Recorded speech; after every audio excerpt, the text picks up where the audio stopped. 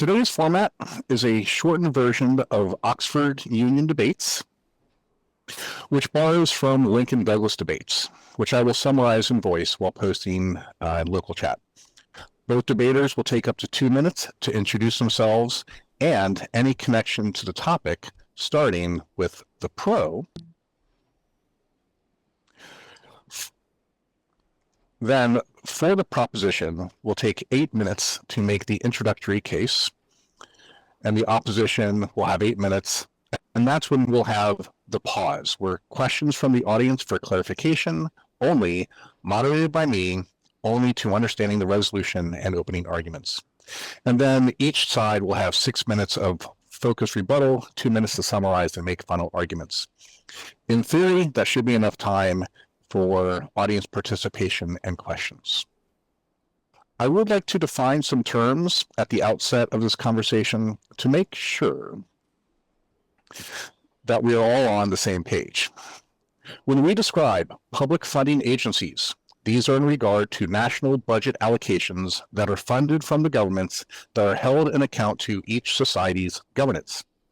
They generate revenue from their taxes or some other sources, but their expenditure is directed by the government bodies. The debate is also not limited to any particular country or hemisphere. Rather, we debate a global principle. Also, expenditures directed towards military purposes, while potentially related to STEM or social sciences, arts, humanities, are not tallied into this allocation process. And with that, we have Mist for the proposition, so she gets her 2 minutes. And then John, I will be keeping a timer, and I will just briefly interrupt in voice as we get to landmark time. So go ahead. Hello, esteemed colleagues. Welcome, those of you who've come to hear the debate between John and myself. I am looking forward to this rematch. My name is Julie Woodbury. I am Mist in here. I am a retired but by no means inactive academic who has moved into information protection. I would say it's a case of out of the frying pan into the fire. In any case, education has been a passion of mine for my entire life. I get it honestly. My parents were always very interested in education, and education is one of the foremost focuses of the religion in which I grew up. I think that is enough about me. I will be enough of a wiseacre while I'm presenting. I would like to hand this over to my very charming colleague, John. Thank you, Mist. I'm delighted to take over from your very charming and good self. My name is John O'Connor, in the natural world known as a cup of tea, sometimes in Second Life, but also probably more commonly known as John O'Connor here as well. I am now an Emeritus Fellow at Technological University Dublin in Ireland, and I'm associated with the Culture and Society Research Hub, and also a member of the European Culture and Technology Lab at the European University of Technology. Prior to that, at TU Dublin, I served as the strategic lead for the European University of Technology initiative. I also served as Director and Dean of the Faculty of Arts and Humanities, and before that, Head of the School of Art and Design. I led the development of the new East Quad building for arts and humanities in the city centre campus in Dublin, in Grange Gorman, which we moved into in 2020. And I've also been teaching a module here in Second Life since 2009. Before joining academia, I developed and founded a design company, a graphic design company, working in corporate design, but I also spent a lot of time on representative bodies for design in Ireland, founding one of them and representing education on another government body that was established. And that's my introduction. Thank you. All right. Well, let me go ahead and voice the proposition. The Chamber proposes public funding agencies should ensure equitable allocation of resources as the primary principle guiding the distinction between the sciences and the arts, humanities, and social sciences. And of course, that's my alarm. Mist is for the proposition. John is in opposition.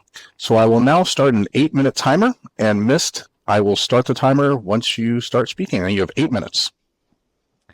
Excellent. Thank you, Stephen. The humanities and social sciences should be funded to the same extent as STEM courses. Such curricula foster critical thinking, ethical reasoning, and communication skills that are essential for navigating our complex, now AI-driven world. While it is true that STEM drives technical innovation, it is the humanities that provide the empathy, cultural understanding, and context needed for responsible, human-centered applications of that technology.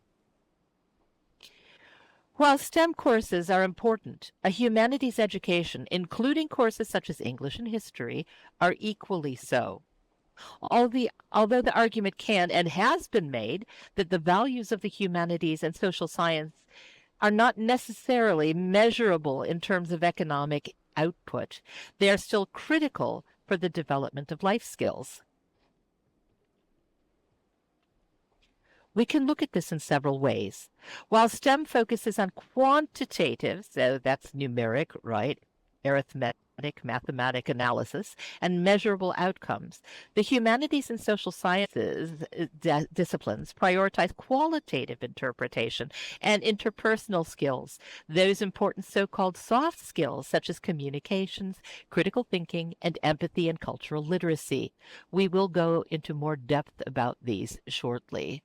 So when we're talking qualitative skills, those of you who have an academic background realize that things such as ethnography, anthropology is a mixture of STEM and the social sciences and humanities. They use such tactics as open-ended questionnaires, things like that. They're written rather than how many apples are there in this barrel. Instead of looking at how many apples there are in the barrel, it might look at the efficacy of growing apples over something else. It might look at the use of the apples. It might look at, how the output of the apples or the cultivation of the apples brings people together, etc. That would be a qualitative approach rather than quantitative. Key skills taught include critical thinking and analytical reasoning. These subjects are used to teach the navigation of ambiguities, the evaluation of conflicting perspectives, and to identify biases. These skills are increasingly vital for the ability to notice and interpret information, especially in this digital age. While many employers are undoubtedly looking for STEM candidates to fill increasingly technical positions, they're becoming more aware of the importance that creativity has to successful business initiatives. Exposing students to arts, literature, music, movies, and culture is one of the best ways to encourage and/or develop creativity. How often have you heard someone say, "Oh, I can't do that. I'm just not imaginative enough. I don't have that kind of creativity." When we teach our students to appreciate, understand, and discuss the elements of work we consider creative, they learn how to express themselves in creative ways. This, in turn, may improve their ability to creatively solve problems. In short, their critical thinking skills. It's important that our professional skills toolset includes creativity, and although it's difficult to measure, CEOs recognize it as possibly the most important leadership competency for forward-thinking leaders in this increasingly complex world. It is essential that people be able to think outside the box. Early exposure to the humanities and social sciences helps students develop communications and analytical skills that are necessary for addressing complex global issues like conflict and inequality. And I'm forgetting to do this. My apologies here. Early exposure to the humanities. All right. Communication, soft skills. Those soft skills we always hear about are absolutely essential in the workplace. Doesn't matter if it's a science workplace, whatever, it is important. These typically involve significantly more writing and verbal discussion, which are critical for scientists to present findings and for professionals not only to collaborate in teams, but to form an effective liaison between company and consumer. Reading and writing skills are essential for effective communicators. Reading, discussing, and understanding, for example, historical great writers and orators, can serve as an apprenticeship, as it were, into the development of effective communication skills. We had back when I first started grad school, which was when I was in my 40s, I will confess, in my mid 40s. No, I'm sorry, my mid 30s, somewhere way back in the mists of time. No pun intended. We had the CEO of 3M, yeah, that little company 3M, that little global conglomerate 3M, come to our communication onboarding, basically, as it were, our orientation, and he told us, the instructors, and our students who cared to come, that what he really needed was a person who could communicate well to form a good liaison between the scientists and the consumers. He said without that, he said, look, it's good to have people with good technical skills, but if we don't have somebody with the positive soft skills, we have nothing. We're dead in the sand. We've got excellent innovations and we have nobody who can sell them. The skills conveyed by the humanities and social sciences, including ethics, sociology, art, music, are not necessarily intangibles. A panel at the Oxford Biotech Roundtable went as far as to say, hopefully in the future, a module in communication will be a prerequisite for any science undergraduate to ensure that we can help the public and policymakers to keep up with our ever-changing understanding of the world. Cultural and social awareness. I think I'm going to probably have to skip through some of this, but understanding human behavior through the lens of historical context and being able to view situations through diverse perspectives to foster empathy. Framed in another way, technical solutions do not exist in a vacuum. Humanities and the social services provide the why to STEM's how by providing ethical and societal context for technology. Historically speaking, the study of the humanities and social sciences were used to prepare students to be man im Welt, or in other words, good citizens. Democracy dies in the absence of an engaged and informed electorate. When citizens do not understand their own history and philosophies, history has a tendency of repeating itself. The 19th century French physician Armand Trousseau once said, "Every science touches art at some points. Every art has its scientific side. The worst man of science is he who is never an artist, and the worst artist is he who is never a man of science." We cannot expect students to be good citizens if they have not been exposed to our past. We cannot expect them to understand world events without having studied history. History is not a set of abstract concepts, although if you study political theory, it can certainly be interpreted that way. In 1954 in the United States, after Brown versus the Board of Education led to the desegregation of schools, Chief Justice Earl Warren wrote that education is perhaps the most important function of state and local governments. Compulsory school attendance laws and the great expenditures for education both demonstrate our recognition of the importance of education to our democratic society. This, for the curious, is from the landmark United States Supreme Court decision in Brown versus Board of Education of Topeka. It's from the unanimous opinion of the court. You can find it in the section of the opinion discussing the role of education in modern life to determine if segregation deprived students of the equal protection of the laws guaranteed by the 14th Amendment.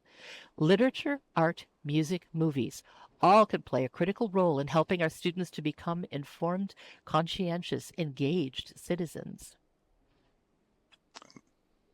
Excellent. Thank you, Mist. John, 8 minutes to you. Thank you.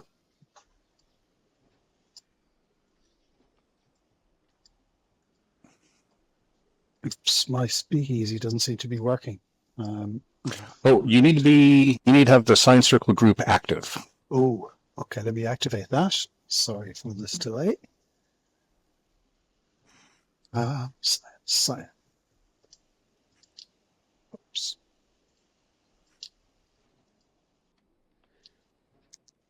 You may not be in it. I think I am. Let's see how that goes. Is that it? No, that's not No, it. that's science. Yes, That's the wrong one. Yeah, no, got, I just sent you an invite. okay.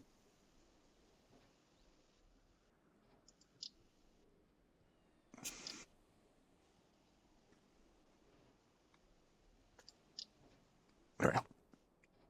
Let's see how that goes. All right. Excellent. So I oppose this proposition, not because equity is unimportant, but because it is the wrong primary principle for allocating public research funds in a global context. The proposition does something subtle but consequential. It elevates equitable allocation, fairness across disciplinary domains, as the guiding principle in distinguishing funding between sciences and arts, humanities, and social sciences. I don't intend to make an argument against the arts or humanities. Civilizations are remembered as much for their literature and philosophy as for their bridges and satellites. So from Rabindranath Tagore to Toni Morrison, from Confucius to Chinua Achebe, humanistic traditions shape identity, ethics, and meaning.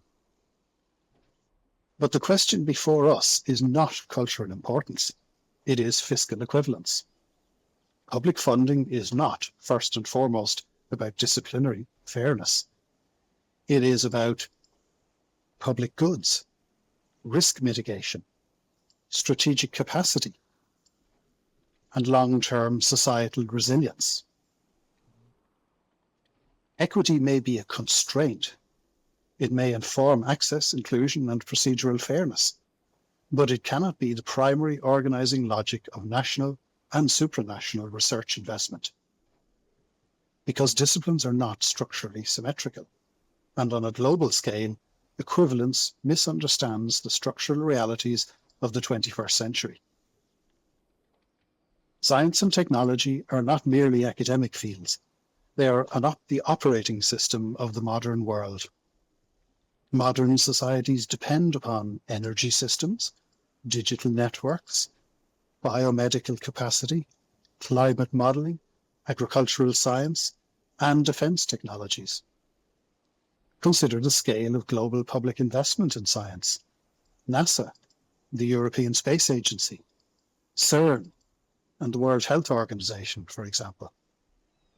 These institutions are funded because they provide global public goods, satellite navigation, climate data, pandemic coordination, particle physics research, and planetary defense.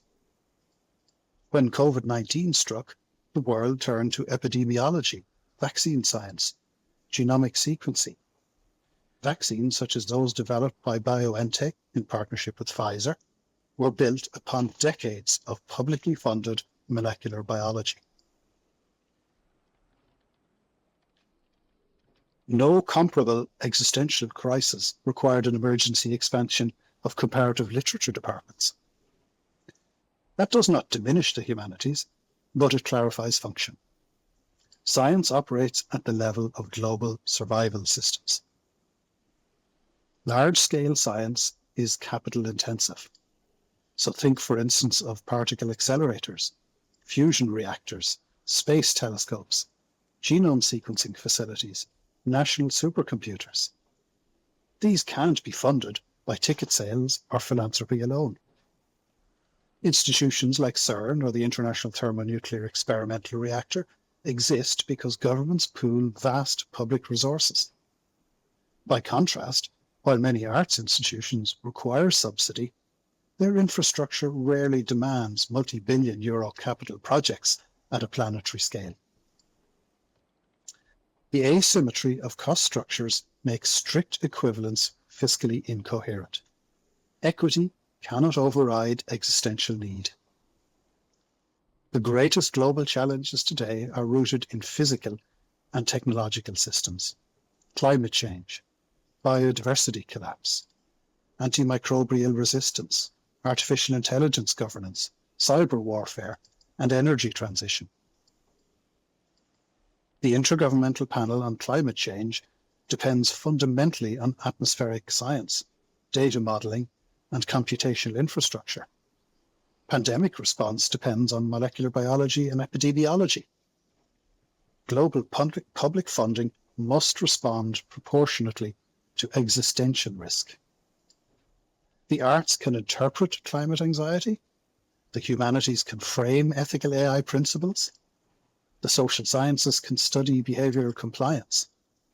But without scientific capacity, there is no substrate upon which social analysis or ethical reflection can operate. In other words, science is often the enabling condition for the very social stability that allows arts and humanities to flourish. Equitable allocation cannot become blind to existential asymmetry. The appeal to equity often draws from distributive justice theory that argues for fairness between groups, prevention of marginalization, and the avoidance of hierarchy. But public research funding is not analogous to social welfare distribution. It is a strategic investment in national and global capacity.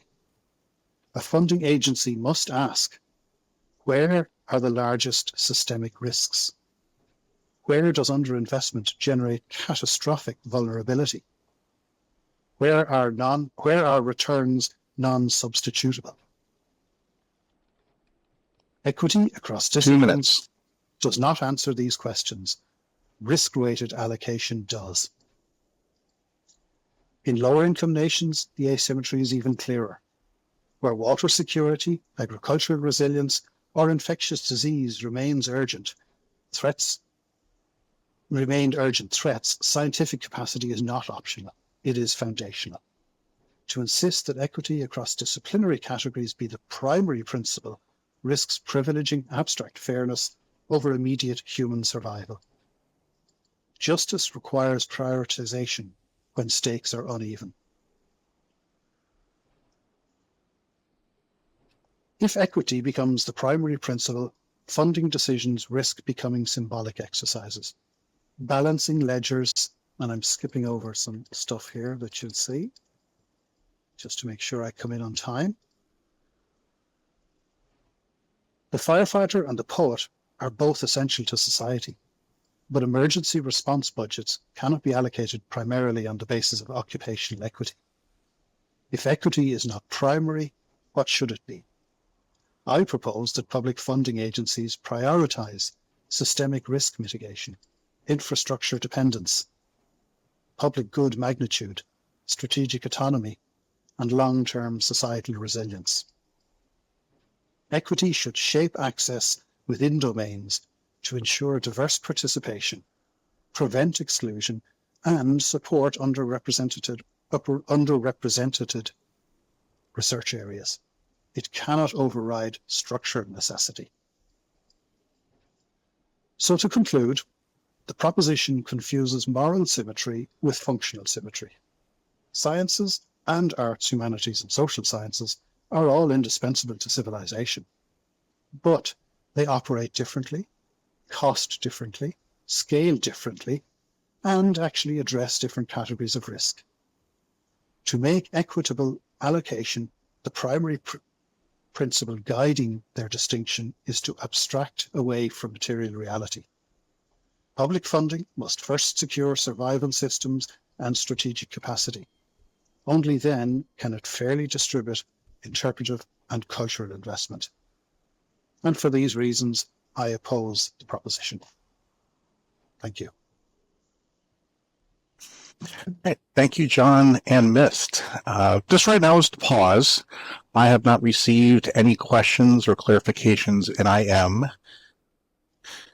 If you have anything that you are strongly confused or questioning in terms of what's clear versus not clear, now would be the time to put in local chat.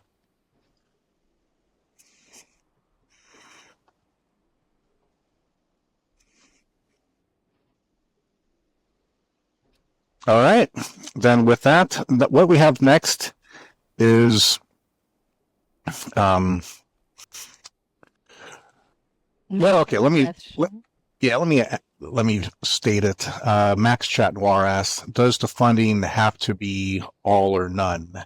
And let me say that what we're trying to propose in the proposition is this idea that they are defined as equitable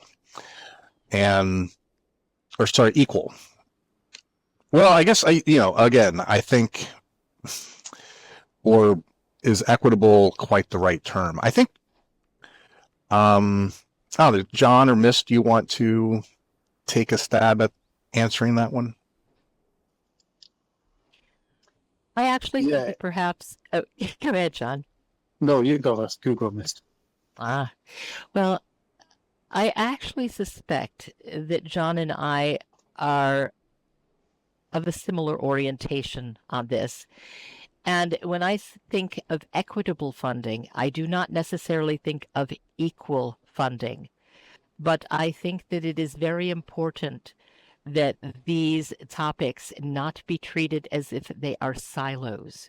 What we need is a humanistic STEM. We need an inclusive education system, one that does not remove humanities and the social sciences in favor of STEM. Again, from my point of view, I think the term equitable, of course, would mean that there's some metric to which you are funding it adequately according to a contextual metric, and that certainly does not necessarily mean equal. But I think the context in today's society, as expressed by the proposition and opposition so far, is to remind you that we probably feel like it's not exactly equitable, that maybe we've set standards incorrectly in modern day society. So I think that is kind of where we're coming from in terms of definitions. Does that answer your question? I think just to add a little bit, Stephen, I'd agree with Mist. I think we probably are of a similar opinion, and we probably agree on more than we disagree. But for the sake of the debate, it's very good. And I've certainly found it very useful to have to argue against a point that I would hold myself. But I think the other thing we can't ignore is the antipathy towards the arts, humanities, and social sciences at the moment. So it was just announced in Ireland, for instance, that one of our leading universities, the University College Galway, is discontinuing its Bachelor of Arts degree and closing down some of the humanities department. Now, the claim is that this is because of lowering demand, and the usual, students are now opting more towards career-focused courses. But I think that context has to be borne in mind when we're arguing this, that it can move very quickly from equitable to less important to, we'll just give the scrapings to the arts, humanities, and social sciences. So it's actually a very sensitive subject, and I think our use of terminology is important. Mm. Yeah, and some of the background material that we've collected and resourced, it is very clear that in the West, and I think also in China, the proportion of funding that's going towards STEM is constantly increasing over the past couple decades. And that's a way to view what we should or should not consider equitable in terms of where we're increasing funding.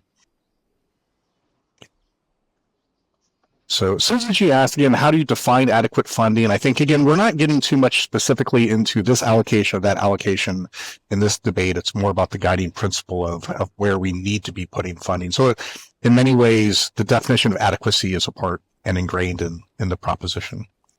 So John, Mist, is there anything else you want to pause to clarify? No, I'm happy with all that so far. All right, cool. Then we will move on. So now we have a 6-minute rebuttal from the proposition, and I will start the timer once you begin speaking, Mist.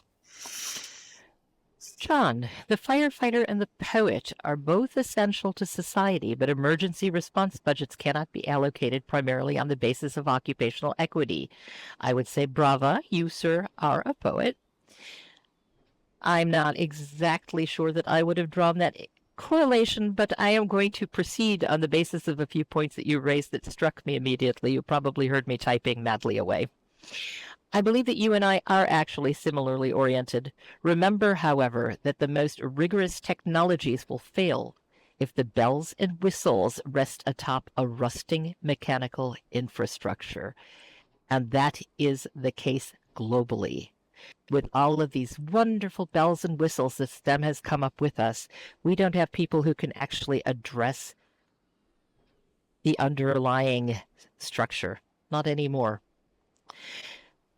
You gave it as an example pandemic response, and from the lens of a person within the United States who lived with some bemusement through the pandemic, which has now become endemic. I have to say that successful pandemic response is without a question contingent upon solid scientific research, the kinds of research that allow for the development of vaccines. However, such strategic investment in national and or global capacity fails when science bumps into an undereducated or deliberately misled electorate. A well-rounded education makes it less likely that we have an undereducated electorate. And it makes it much harder when critical thinking skills are taught and practiced that electorate will be so easily and deliberately misled. Vaccines are in trouble within the United States because the current administration has chosen to rely on debunked pseudosciences and witchcraft rather than science. As you know, probably one of our biggest exports right now is our scientists who are fleeing the United States for greener pastures. I want to address as well the question of our economics, of our advancement, of our employers, right? Because this is ultimately about what is employable. Today's employers have expressed unhappiness, excuse me, with the skills of recent college graduates. In a study published in 2018, there's a gentleman named Scorton who actually is very impressive. I can tell you about him later. He wrote, "This is especially the case for applying knowledge and skills in real-world settings, critical thinking, and written and oral communications. In these areas, fewer than 30% of employers think that students are well prepared. More than 80% of employers feel that college and universities need to improve in helping graduates gain cross-cutting skills and knowledge." This is from a study published in 2018. The same study looked at a survey of MIT alumni who collectively indicated that they rely more heavily on communication, teamwork, and interpersonal skills throughout their careers than the specific technical and engineering skills that they learned as undergraduates. So I understand your points, and they are beautifully made, but this isn't a world where that should be either or. This is a world where the humanities and the social sciences and STEM have to learn how to get along because one will not succeed without the others. That's an important point. One cannot succeed without the others. Research and information management are very important. I agree. Studying the humanities and social sciences cultivates research and information management through training students to critically analyze, synthesize, and curate diverse data sources. It fosters information literacy, defining needs, evaluating sources, and using information ethically through research methods like archival research, qualitative data analysis, and literature reviews. These are important things, right? Key ways these disciplines teach research and information management include critical evaluation of sources, structured inquiry and methodology, information synthesis, effective information management, and ethical usage and communication. Such skills are absolutely essential for managing information in professional environments, including market research and policy analysis. If STEM is the fruit that we are feeding to our people, the humanities and social sciences are the bowl that holds that apple, and they are the way that human beings understand how that apple can be served and consumed. And I will cede the floor to John.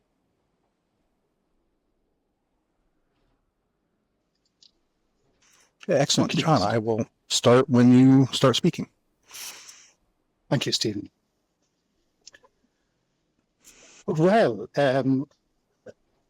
I can only say that my esteemed colleague, Mist, has given us an eloquent defense of the arts, humanities, and social sciences. And much of what she says is true. These fields cultivate critical thinking, communication, civic understanding, creativity, empathy, and information literacy. They complement STEM. They help society interpret the consequences of innovation. But here is the problem, because none of that really establishes the motion. The motion is not that humanities are valuable, or that K-12 should be balanced, or even that funding should be fair. The motion is actually quite specific on the equity of allocation of resources. And this is a claim about how research money should be allocated under scarcity, risk, and strategic constraint. The pro case largely argues something else, that humanities education matters, especially for life skills. But that's not really the same debate, is it? A lot of the argument supporting the proposition was about the curriculum, but we're debating public research funding agencies, and funding agencies decide between pandemic preparedness and other health research, climate modeling and mitigation technologies, energy systems, cybersecurity and AI safety, agricultural resilience and biomedical infrastructure. And these decisions are not primarily about life skills. They are, as I said earlier, about public goods, systemic risk, and national capacity and supranational capacity. So while a long list of benefits has been offered, communication, empathy, creativity, and so on, there is then a leap towards, therefore, equitable allocation should be primary. But important does not entail primary funding principle. I can grant the entire list and still reject their conclusion, because public funding must answer questions like, what risks are existential? What are returns non-substitutional, suitable? Where does underinvestment create catastrophic vulnerability? And what infrastructure is required? So equity can be a constraint, but not the governing logic.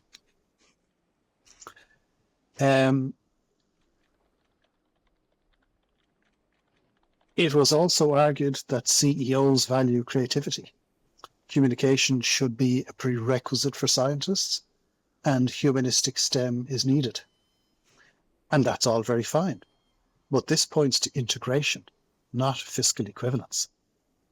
If the argument is that STEM students need ethics, writing, and civic literacy, then the most direct policy response is embedding those competencies into STEM curricula, funding cross-disciplinary teaching, for instance, and supporting interdisciplinary centres. But none of that requires equitable allocation per se, as the primary principle across all research funding streams. Equitable allocation sounds fair until you ask, equitable by what metric? Equal per researcher, equal per student, equal per discipline, or equal per societal need? STEM infrastructure, as we saw earlier, can be massively capital intensive. Many humanities and social science projects are not. Fair systems 2 minutes. pretend those cost structures are identical. It adjusts for them and funds accordingly. So if equity becomes primary without acknowledging cost asymmetry, it actually becomes fiscally incoherent. So Mist listing enduring virtues like citizenship and empathy doesn't confront the reality of the trade-offs. If we look in equity as primary, if we lock in equity as primary, what happens when an antimicrobial resistance emergency emerges? A pandemic returns, as we're told it most certainly will. An energy grid is destabilized, or a cyber attack threatens national infrastructure. funding agencies must pivot. Equity-first frameworks can become rigid and symbolic, and symbolism is no substitute for resilience. So here is the crucial distinction. Equity should shape access and inclusion within disciplines.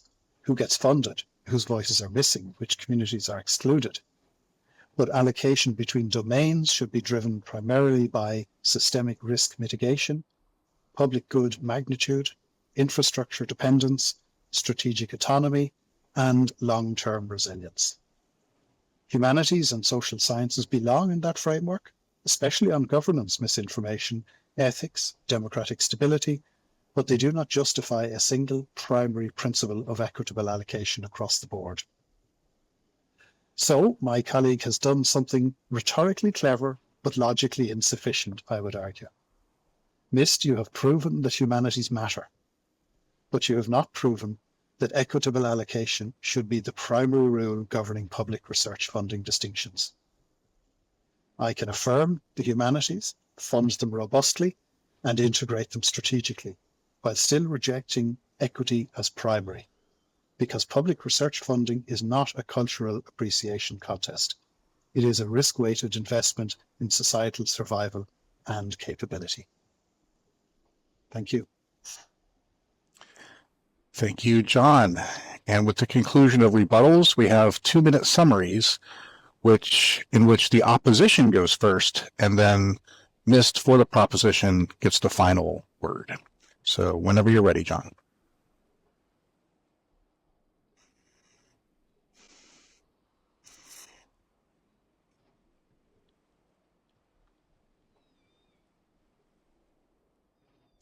Not hearing you speaking, John.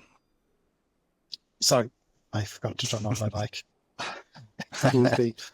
So I'm going to restate and just summarize my rebuttal for this part of the debate. I think the crucial distinction is that equity should shape access and inclusion within disciplines.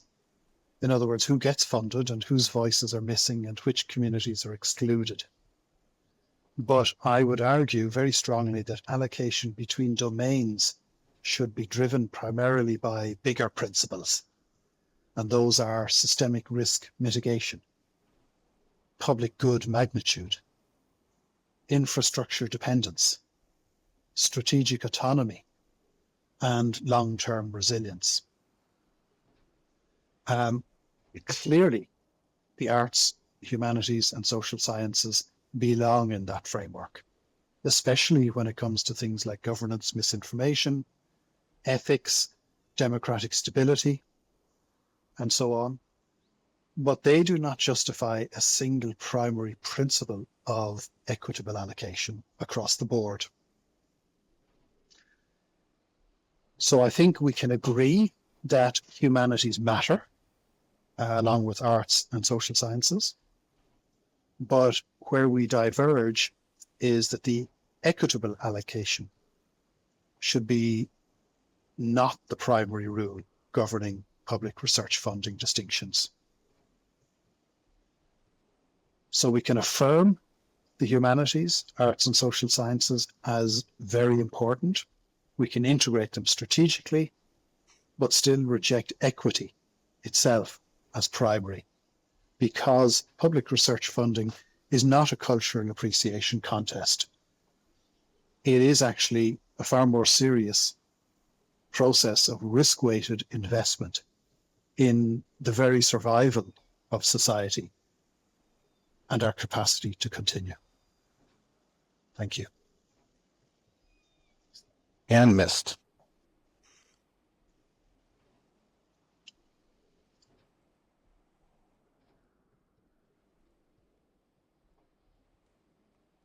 Not hearing you, Mist. Did you also mute your microphone? I did. I do not for a moment deny that the sciences should be heavily funded. However, I believe that my esteemed colleague strayed from one of the cornerstones of our discussion, which was public funding of education.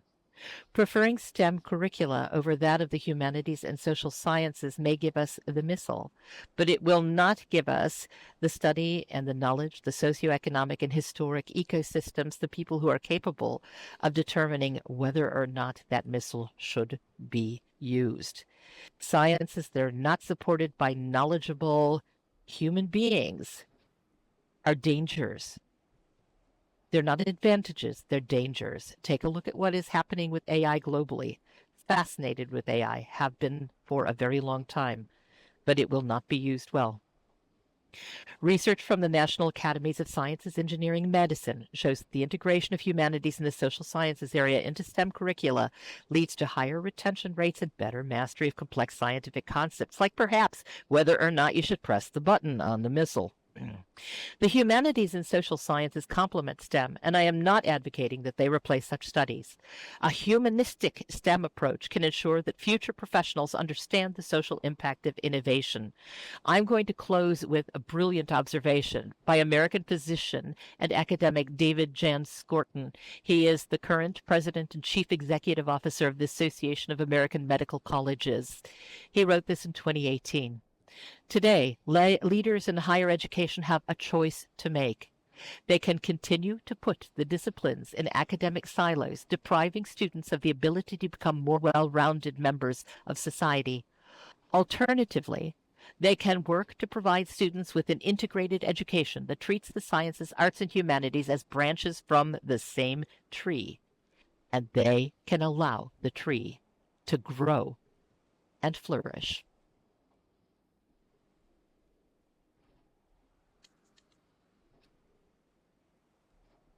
All right, wonderful. Let's give our debaters a round of applause. I hope that at a minimum this has been informative and raised questions in your own minds about funding. And now we'll just open the floor to people have questions, or you can IM me. Again, please don't use voice until we've had a chance to acknowledge that you're the one with conch. Okay, so Syzygy asks a question. Syzygy, do you want to go in voice, or do you want me to just state it? Yeah, I can use voice. Yeah, so my question is, can either of you or anyone here define what equitable means? What does equitable mean in this particular context, and how does that relate to adequate funding? What is adequate funding and equitability, right?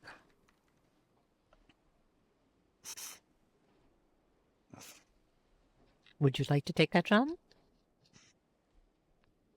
Yeah, I will. We did have a little bit of discussion about that in the middle, I think.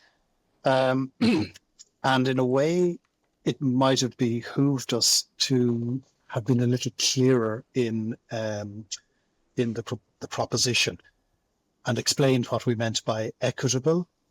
Does that mean the same as equal or the same? And I think if there's one point that Mist and I agreed upon, and there are probably several, but one of them was that equitable in this case, we don't think means equal. So it's not saying you match funding across each discipline dollar for dollar or euro for euro. We're looking at something a little bit more subtle. And I think that's often where these kinds of discussions can end up being quite oppositional, because we haven't really defined our terms very clearly at the beginning. And after a while, you begin to realize, if you listen closely, that both sides actually have a similar position, but maybe are understanding things differently. So I think, to be fair, both of us have acknowledged that scientific research is much, much more expensive than research in arts, humanities, and social science, and that therefore to have equal funding would be patently ridiculous. But there has to be some kind of formula worked out for equitable funding. So, for instance, the European Union has a massive amount of funding. I can't remember what it is, but it's something 50 billion or something, I think, or could even be 150 billion allocated for scientific research. And it has a much lesser amount of, maybe, I think it's 2 billion allocated under the Horizon project for arts, humanities, and social sciences. So that's what the European Union considers equitable. Maybe that's an example to start with. Miss, do you want to answer? Because I have a commentary on that too. Well, I agree with John. And when we see hugely disparate budgets, we understand that science, technology, these are all extremely important. I will never, ever question those. I am a geek nerd dweeb. I would be burying myself to suggest that these are not important. But I also understand that you cannot rely simply upon the physical. You have to understand how to use the physical to best advantage. And it is not STEM topics that teach you how to be a person in the world, how to determine how technologies are used. I know that it's probably excitement about technologies that has caused us to build these extremely ornate, systems of controls over, as I said, aging infrastructures that are mechanical, that are old world STEM, that are what would be called steampunk these days, only we still have to use them. And to the extent that people don't understand what went into the inventions of the past, which would be a humanities pursuit, not a STEM pursuit, we may leave ourselves in ruins if we don't pay attention to what needs to be paid attention to. Yeah, so my commentary to reply to that question is that, both sides defined an existential threat to humanity. Both that if you don't spend enough on science and STEM, then there are dangers important in the physical world. But MIST also defines existentially that if we don't know what we're doing as citizens and are well knowledgeable and have a sense of place, which is something that comes from humanities of what we're striving to be, then that's another existential threat. And I think, again, education wasn't explicitly named in the proposition, but that was the conversation we were having a lot, that, when we think about how the governments spend money on each individual's opportunity to engage in the science versus humanities and how they contribute to each other was kind of where and both debaters, I think, established examples of where their side is not adequate. And so I think that's where we were trying to get to this adequate funding aspect. And I think, again, we're not here to define a lot of metrics, right? We're not here to do pie charts and budgets. So this was a little bit about guiding principle. I hope that answers the question. If you feel that's, okay, so I had Day Miami who wanted to ask a question in voice, so we're going to give him priority to go next, and then I think we'll have either Stranger or Phil go. All right. Do I have a green dot, Stephen? I'm hearing you. We can hear you. All right, fantastic. All right, so I'm a geologist and paleontologist, so I guess I fall right in the middle of that stage. Although I do use STEM, for example, biology, chemistry, physics, a lot of biology and paleontology. But I also have to be a good artist and writer. And one thought I would throw out is I was talking to the editor of Geology magazine one time. I said, what would be the best thing you could tell my students if they want to become a geologist? And his answer was not about learning chemistry and physics. It was, please be a good writer. He said, you wouldn't believe the number of manuscripts that come across my desk that are so terribly written, I can't even decide whether I should consider publishing them or not. So my applause to both of you. I thought you both made excellent comments and thought-provoking ideas. And thank you, Stephen, for letting me to throw my 2 cents into the discussion.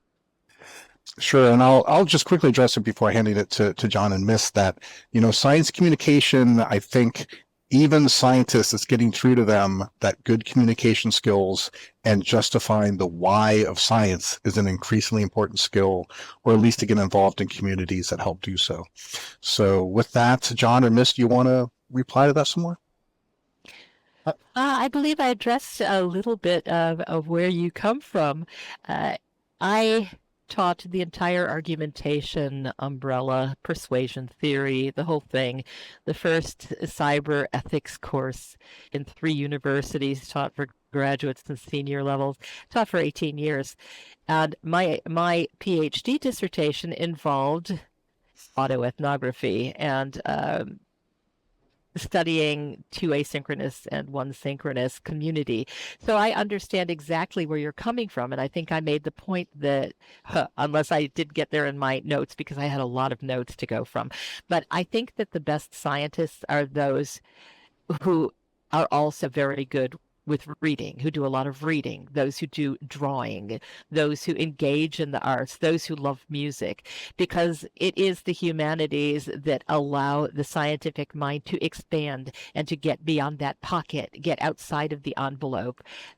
So my hat is off to you, because you are exploring all of the various different opportunities that are provided to us in this amazing world of opportunities for learning. Thank you. Thank you very much. John. Yes, I think you provided an excellent example. In a sense, there is a false division between arts, humanities, social sciences, and the hard sciences, in inverted commas. And many philosophers have addressed that in the past, and many academics, as a false division. Creativity is critically important in all the disciplines, the sciences and the humanities. And one of the things I instituted when I was dean of our arts and humanities faculty was a summer camp workshop called Idea Camp, where we offered 8 to 12-year-old children an opportunity over a week to experience all the creative aspects of our college. So they spent a day on each of the disciplines. Spent a day in culinary arts, a day in fine art, a day with media, a day with digital media, and music. And the intention of that was to instill in their young minds the idea that creative tools were available to them. It was not about trying to persuade them to come to university later in their life and study creative disciplines. In fact, we were more hoping to influence those who will go on and study accountancy and sciences and so on. And the idea was to take the fear of creativity away, or exactly that sense that Mist mentioned earlier, that, oh, I'm not really very creative, I'm a scientist, or I can't draw a straight line, or things like that. And to give them the power of calling on their creative tools when they knew they were relevant and needed them without fear. The attraction was that they were being taught by university professors. It was a huge success. We ran it for 3 years.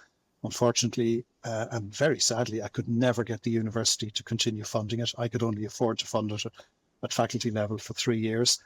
And it's one of my great disappointments, and it's one of the things I feel a huge loss that we weren't able to embed that within the university, because I think it was one of the most important initiatives that I undertook, and the feedback from it was tremendous. That sounds fascinating, John. That would be a very cool thing to do. And 12 is an excellent age, because they're like little sponges then. They're just beginning to recognize that the other gender exists. That's right. And they can still think. And they have no fear of trying out something new. So they haven't already taken on board that, oh, I'm not creative, I'm more scientific, or I like sports and I don't like others. Yeah, exactly. I mean, I love the earlier grades, like what we call 3rd and 4th grade, which is around 10, 11, right? They're little sponges, they're wonders to work with. Their minds are just brilliant. We keep coming back to equitable. Folks, I want to make a really big point, and I'm sure that this is not only in the United States. So we have a federal government that's busy trying to cut off all funding for education other than at the state level, but they still want to be able to run everything, because everyone knows that a thinking citizen is not what you want in the ballot box these days. So, I mean, I'm being quite blunt. If I offend any of you, I apologize. But listen, it's not only that the universities are up against. Universities aren't getting funding. Medical centers aren't getting funding. If you're in a democratic state, you're not getting federal funding. period. All right. And this is in spite of all of the lawsuits that have been brought up and that the government has lost. We are not getting that funding right now. So to a great extent, the people who determine what equity is in funding are going to be the benefactors of your university healthcare system. So if, for instance, the benefactors of your university are conservative, you can bet that they will understand the value of STEM, and they may or may not understand the value and the validity of the humanities and the social sciences. Equity is not up to us to decide. All right. Right? It's your board of directors who's going to decide that. Yes, we've hit 1 hour. So for sake Sorry. of compactness of the video and the archive, I'm going to propose that we give our debaters another round of applause and conclude today's debate. And thank you all very much for your attendance and participation. Thank you, John.